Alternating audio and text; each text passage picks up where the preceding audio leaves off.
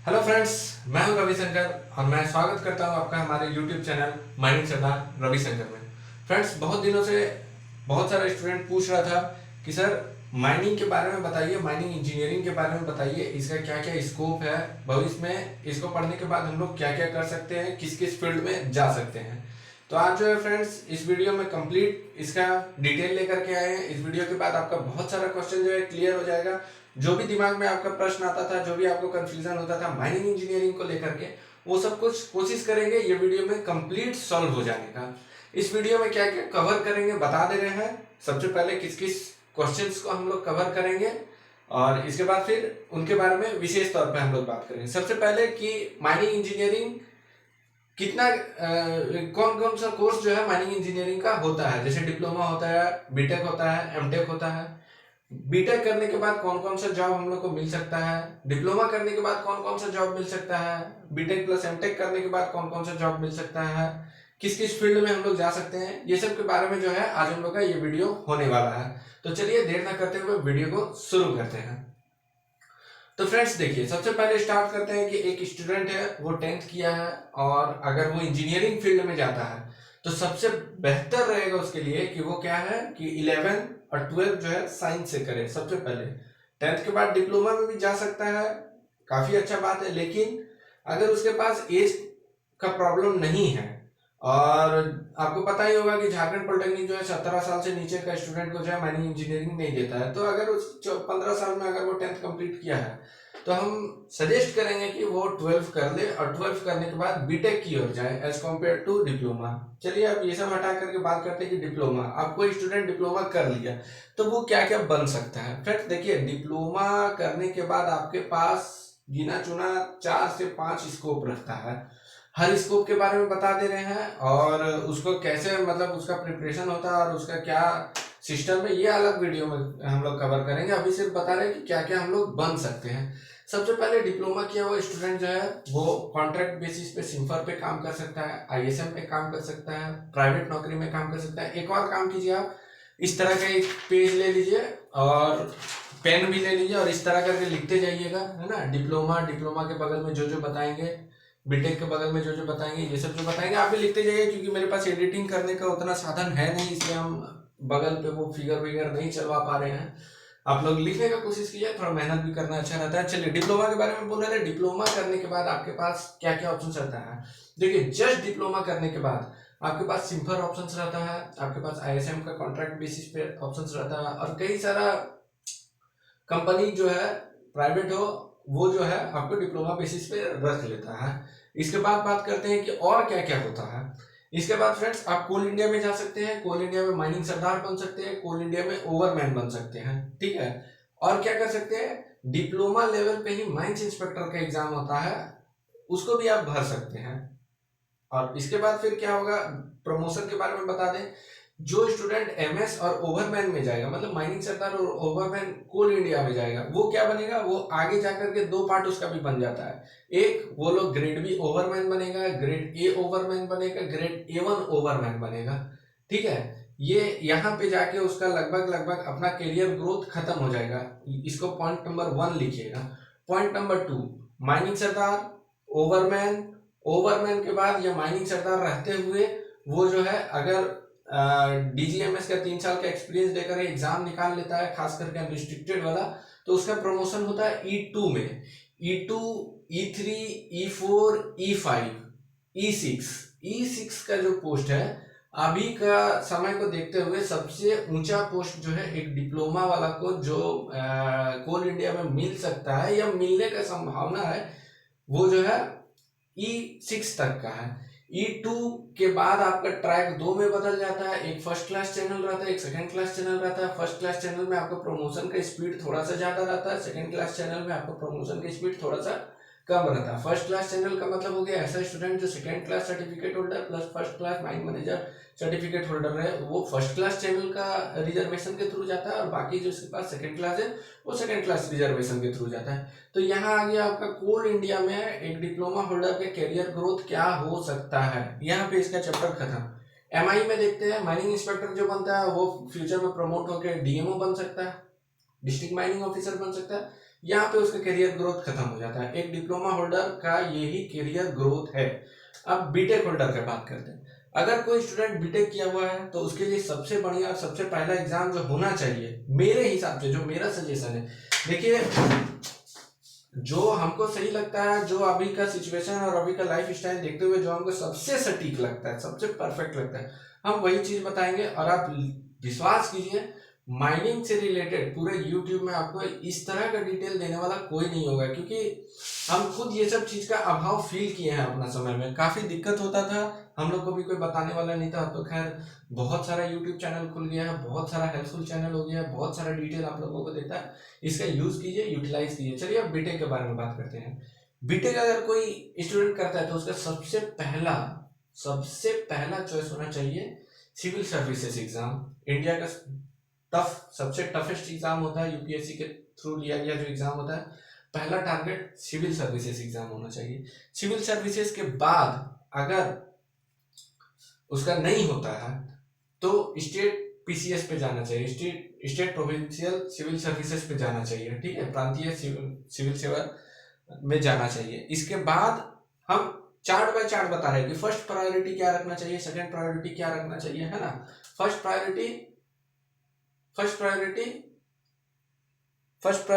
Civil services exam through UPSC.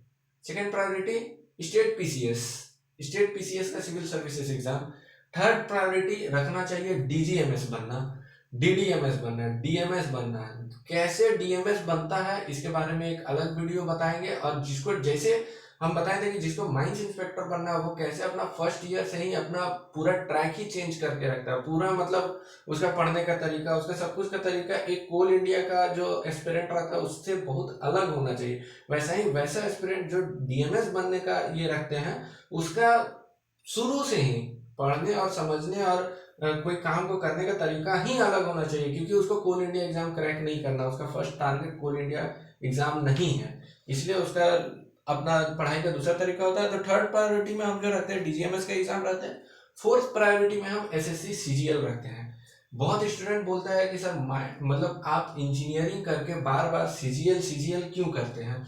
तो इसलिए करते हैं बाबू कि एक नॉर्मल जो ग्रेजुएट लड़का रहता है, ठीक है, आप अपना लाइफ में मतलब इसको प्रैक्टिकल करके देख लीजिएगा। एक नॉर्मल ग्रेजुएट लड़का जो रहता है उसके तुलना में एक इंजीनियर ग्रेजुएट लड़का जो रहता है ना, ज्यादा शार्प माइंडेड होता है। वो 4 साल में इतना रगड़ चुका होता है कि उसको प्रेशर झेलना, उसको कम समय में ज्यादा इफर्ट लगाना, उसका ज्यादा रिजल्ट निकालना, ये सब चीज जो है ना एक इंजीनियर ऑलरेडी अपना 4 साल में सीख लेता है। और नॉर्मल ग्रेजुएट लड़का को थोड़ा ही समझने में टाइम लगता है, थोड़ा 1 साल 6 महीना का टाइम लगता है कि प्रेशर क्या होता है सीजीएल का। तो सीजीएल एग्जाम निकालना बीटेक होल्डर जो रियल में बीटेक किया है प्रेशर में आकर के, पूरा एकदम, जो आप जान ही रहे इंजीनियरिंग का सिलेबस क्या है, इंजीनियरिंग आपको क्या सिखाता है। एजुकेशन तो बहुत एक छोटा सा चीज है इंजीनियरिंग का। मेरे हिसाब से इंजीनियरिंग जो सबसे बड़ा चीज कोई छात्र को सिखाता है वो है रियल लाइफ में प्रॉब्लम को समझना और उसको सॉल्व करना। मेरे हिसाब से हर जगह आपको कॉपी पेन लगे alpha beta gamma delta phi नहीं लगाना रहता है, हर जगह ओमेगा नहीं निकालना, हर जगह न्यूटन्स का 3 लॉज आपको यूज नहीं करना रहता। लेकिन हर एक जगह पे आपको साइंस मिलेगा और वो साइंस का अपना दिमाग में सोचने का क्षमता डेवलप करवा देता है इंजीनियरिंग। आपको प्रेशर झेलने, रियल लाइफ में दबाव क्या होता है, प्रेशर में जीना कैसे रहता है, कोई एक टाइम को परफेक्ट टाइम में कैसे का असाइनमेंट 6 दिन में जमा करना है तो जमा करना है। अब आप टोपो मारिए चाहे जो कीजिए, अब इंजीनियरिंग ड्राइंग में आप टोपो मार के बना के दीजिए या जो दीजिए, आपको एक प्रेशर झेलने सिखा देता है। आप सिविल सर्वेंट बनिएगा या आप कुछ भी बनिएगा हाई लेवल का, आपको क्या झेलना है, आपका असिस्टेंट बहुत सारा मिलेगा, लेकिन आपको जो सबसे बड़ा चीज झेलना है प्रेशर झेलना है। पॉलिटिकल प्रेशर, मिनिस्ट्रियल प्रेशर, है ना, डिपार्टमेंटल प्रेशर, काम करने का दबाव, 2-2 दिन 3-3 दिन बिना सोए रहना, दबाव में जीना। दबाव में आप कोई एक नॉर्मल स्टूडेंट को दबाव में 2-3 दिन थोड़ा सा रख दीजिए ना कि आज ये तुम्हारा चार्ट है, सुबह से शाम तक यही करना है, हर हाल में करना है, 16-16 घंटा 18-18 घंटा तुमको पढ़ना है, ये काम करना है, वो एग्जॉस्ट हो जाएगा। लेकिन जहां तक आप एक इंजीनियर को ये सब टास्क दीजिएगा, एक पल के लिए बोलेगा भाई हम तो अपना इंजीनियरिंग लाइफ में ही 4 घंटा सोते थे, अब तो काम करने लग गया तो हमको 6 घंटा सोने मिल रहा है, उसको उससे ज्यादा मिल रहा है, तो उसको प्रेशर झेलने का आदत रहता है। तो इसलिए हम बोलते हैं कि सीजीएल जब आप निकालिएगा ना, तो सीजीएल में आपको जो सबसे बेस्ट पोस्ट जो मिलता है, आपको सबसे अच्छा अच्छा, खासकर मेरे जैसे लड़का के लिए जो एकदम हट्टा कट्टा एकदम मजबूत डोले सोले वाला लड़का है, उसके लिए हम बताएंगे भाई जो जो मजा मिलेगा ना, एक्साइज इंस्पेक्टर, सीबीआई इंस्पेक्टर, है ना, IB inspector, ED inspector, GST inspector, ये सब में जो मिलेगा ना, मतलब क्या ही मजा है। मतलब ये सब पोस्ट का ना मजा आपको, घर के बाहर सीआईडी इंस्पेक्टर लिखा रहेगा, ईडी इंस्पेक्टर लिखा रहेगा, समझ रहे हैं ना, आईबी का इंस्पेक्टर लिखा हुआ रहेगा, इनकम टैक्स का इंस्पेक्टर लिखा रहेगा, जीएसटी इंस्पेक्टर लिखा रहेगा, उसका जो मजा मिलेगा ना आपको ऑल ओवर इंडिया में मिलेगा। इसलिए हम बीटेक वाला को सजेस्ट करेंगे कि सीजीएल पे जाइए। 20,000 25,000 सीट कभी कभी निकल जाता है इलेक्शन के टाइम पे, इसका यूज कीजिए, इस साल का भी यूज कीजिए। चलिए यहाँ बीटेक में हो गया सीजीएल। सीजीएल के बाद जो हम प्रायोरिटी रखते हैं वो डीएमओ को रखते हैं, क्योंकि डीएमओ काफी अच्छा पोस्ट है, डिस्ट्रिक्ट माइनिंग ऑफिसर का पोस्ट है, आपको काफी अच्छा सैलरी और पावर देता है। इसके बाद बीटेक होल्डर के लिए सबसे लास्ट ऑप्शन हम कोल इंडिया रखते हैं। जो भी स्टूडेंट अभी बीटेक कर रहा है प्राइवेट कॉलेज से या कहीं अन्य से, जो अपना टारगेट ही कोल इंडिया रखा है, उसको हम बताना चाहेंगे कि आपका प्रायोरिटी लिस्ट का सबसे लास्ट में कोल इंडिया होना चाहिए। और ऊपर से जब आप अपना फर्स्ट प्रायोरिटी को कोल इंडिया बना देते तो आप समझ जाइए कि आप अपने ऊपर कितना सारा चीज को छोड़ करके बैठे हुए हैं। अपना माइंड को वाइड बनाइए, ये चीज आपको सच में कोई नहीं बताएगा। आपसे एक रिक्वेस्ट है, अगर सच में आपको अच्छा लग रहा है मेरा बात, या लग रहा है कि हाँ सही बात बता रहा है और ऐसा चीज हमको कभी कोई नहीं समझाया था, एक बार कमेंट में अप्रिशिएट जरूर कर दीजिएगा। हम भी काफी मेहनत करके होमवर्क करके अपना बिजी शेड्यूल में से आप लोगों के लिए टाइम निकालते हैं, सिर्फ इसलिए क्योंकि माइनिंग इंजीनियरिंग में लड़का लोग वहां तक पहुंचने के बारे में सोचता ही नहीं। अभी बीटेक का कोई भी स्टूडेंट का पूछते हैं, उड़ीसा का कोई बीटेक स्टूडेंट से पूछते हैं भाई क्या करना है, कोल इंडिया के एग्जामिनेशन की कैसे तैयारी करे सर।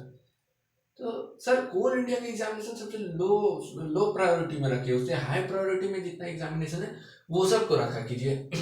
तो यहाँ हो गया सीआईएल में। अब सीआईएल में आप कहाँ तक जा सकते हैं, आपको पता है सिविल सर्विसेज एग्जामिनेशन यूपीएससी में आप जॉइंट सेक्रेटरी तक जा सकते हैं मिनिस्ट्रियल में, है ना। डीजीएमएस में आपको पता है, डीजीएमएस के एग्जाम के बाद आप डीडीएमएस के बाद आप डीजीएमएस तक जा सकते हैं, चीफ इंस्पेक्टर तक जा सकते हैं। स्टेट पीसीएस में आपको पता है, स्टेट पीसीएस में सेक्रेटरी तक आप जा सकते हैं, मिनिस्ट्रियल सेक्रेटरी जो आपका होता है वहां तक जा सकते हैं। सीजीएल में भी अच्छा खासा आपको प्रमोशन मिलेगा, डीएमओ में भी प्रमोशन अच्छा खासा मिल जाता है। सीआईएल में आपको क्या है, हाईएस्ट जो पोस्ट आपको मिल सकता है वो है सीएमडी का पोस्ट। कैसे कैसे मिलेगा, देखिए इसमें सबसे पहले आपको होगा एमटी, एमटी के बाद असिस्टेंट मैनेजर, असिस्टेंट मैनेजर के बाद डिप्टी मैनेजर, डिप्टी मैनेजर के बाद मैनेजर, मैनेजर के बाद सीनियर मैनेजर, सीनियर मैनेजर के बाद चीफ मैनेजर, चीफ मैनेजर के बाद जीएम, जीएम के बाद आपको जो पोस्ट मिल सकता है वो डीटी। देखिए जैसे जीएम, जीएम के बाद जब वो रिकमेंडेशन पे आता है, उसका एक बोर्ड बैठता है गवर्नमेंट का, उसके थ्रू आपको डीटी का पोस्ट मिल सकता है, जीएम के बाद डीटी का पोस्ट, डीटी के बाद सीएमडी का पोस्ट। अब एक ही पोस्ट में कई सारे इक्विवेलेंट पोस्ट आता है, जैसे एसीएम में आपका वेंटिलेशन ऑफिसर, सेफ्टी ऑफिसर, है ना, शिफ्ट इंचार्ज, ब्लास्टिंग ऑफिसर, ये सब आ जाता है। ऐसा ही कोलियरी मैनेजर में आपको ऑपरेशन इंचार्ज दे देता है, या फिर कोलियरी मैनेजर मतलब सीएम में आपको कोलियरी मैनेजर का भी पोस्ट मिल जाता है। इसके बाद आपको स्टाफ ऑफिसर माइनिंग मिल सकता है, स्टाफ ऑफिसर भी काफ़ी अच्छा पोस्ट रहता है, मैनेजर से अच्छा ही रहता है, थोड़ा आराम भी रहता है। इसके बाद आपको प्रोजेक्ट ऑफिसर मिल सकता है, प्रोजेक्ट ऑफिसर के बाद जनरल मैनेजर, जनरल मैनेजर के बाद DT, director technical, director technical के बाद आपको सीएमटी का पोस्ट मिल सकता है। यहाँ तक आप जो है एक बीटेक होल्डर जा सकता है, और जाता ही है, खास करके आईएसएम बीआईटी ये सब के स्टूडेंट जाते ही हैं। इसके बाद आ जाते हैं BTech plus MTech plus PhD. काफ़ी जो स्टूडेंट रहते हैं उनको शौक रहता है भाई हमको तो रिसर्च में जाना, आप लोग उसके बाद फिर रिसर्च फील्ड में जा सकते हैं, काफ़ी अच्छा चीफ साइंटिस्ट, असिस्टेंट साइंटिस्ट, है ना, कई सारा पोस्ट रहता है, उसमें आप जा सकते हैं। जैसे सिम्फर में हो गया, एसएम रिसर्च सेंटर में हो गया, टीचिंग प्रोफेशन में जा सकते हैं, रिसर्च प्रोफेशन में जा सकते हैं। तो ये जो है एक माइनिंग इंजीनियरिंग का कंप्लीट डिटेल हुआ कि आप क्या क्या कर सकते हैं, क्या क्या बन सकते हैं। और डिप्लोमा में आपको बता दिया कि हाईएस्ट पोस्ट जो है, अगर प्रमोट होकर के भी जाइएगा तो हमको लगता है E5 E6 से ज़्यादा, मतलब कोलियरी मैनेजर बहुत किस्मत सही रहा तो कोलियरी मैनेजर मिलेगा, नहीं तो assistant manager, deputy manager, blasting incharge, operation incharge, यही सब आपको मिलने का चांसेस रहता है। यहीं तक आपका करियर ग्रोथ खत्म हो जाएगा। उम्मीद है फिर भी अगर कुछ छूट गया होगा तो आप कमेंट बॉक्स में बताइएगा। जो हमसे ज़्यादा जानकार व्यक्ति है जो मेरा वीडियो देख रहे हैं, उनसे रिक्वेस्ट रहेगा कि आप कहीं मेरा लग रहा है कि इसको भी ऐड करना जरूरी, कमेंट बॉक्स में लिखिएगा, हम आपका कमेंट को पिन कर देंगे। उम्मीद है आपको वीडियो अच्छा लगा तो प्लीज़ आप लोग से रिक्वेस्ट है अप्रिशिएट करने के लिए कमेंट में 2 लाइन जरूर लिखिएगा। मिलते हैं नेक्स्ट वीडियो में फ्रेंड्स, तब तक के लिए जय हिंद।